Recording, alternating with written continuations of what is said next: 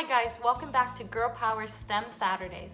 Last week we made rock candy and I will insert some pictures of what my rock candy ended up looking like.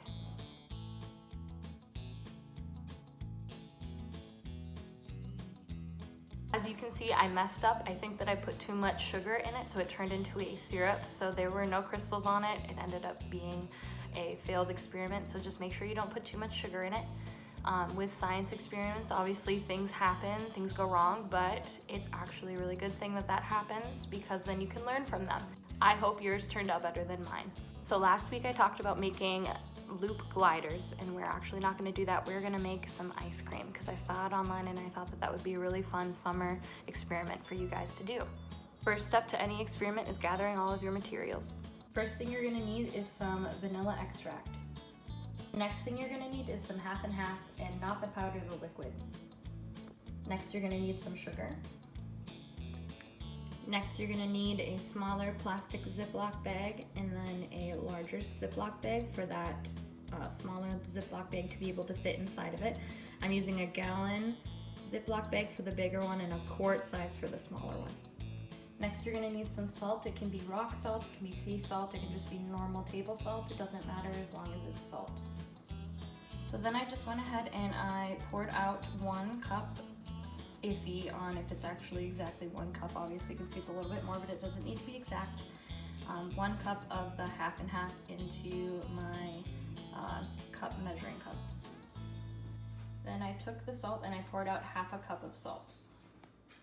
And then for the sugar and the vanilla extract, you're gonna need 1 tablespoon measuring spoon and a ½ teaspoon measuring spoon. Last but not least, the most important thing that you need is some ice. I've got 2 trays full of ice. It's just enough to fill up half of that gallon Ziploc bag. I just poured that ice into the Ziploc bag. And then now I'm gonna take that ½ cup of salt and I'm gonna pour it into the ice bag. Next, you need to grab your smaller Ziploc bag. Pour the half and half 1 cup into the smaller bag, and you want to be careful to not spill.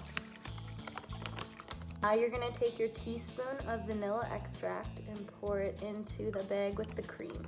You're going to take 2 tablespoons of sugar. Now you're going to take the bag that you just put that cream, sugar, and vanilla in and zip it up and place that little bag inside of the big bag. Now you're gonna zip the big bag up, and then you're just gonna shake it around for 5 minutes. And I am gonna use oven mitts just because it is really, really cold, so you might want to use some oven mitts too. Once you're done shaking it for the 5 minutes, you can take it out of the bag. And then this is what mine looks like. Show you the inside.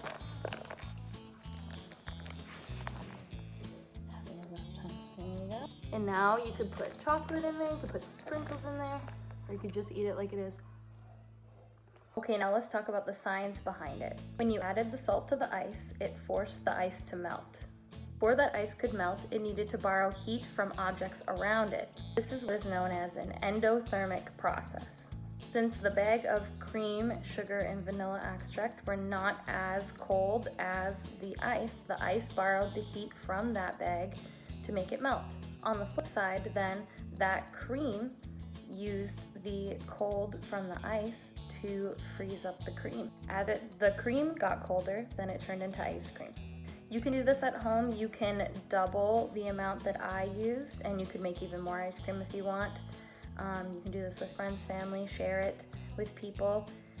It's really, really quick. 5 minutes, 6 minutes of shaking the bag and you've got some ice cream. Next week, we're gonna make the loop gliders. All right, thank you guys so much for watching. I'll see you next week. Bye.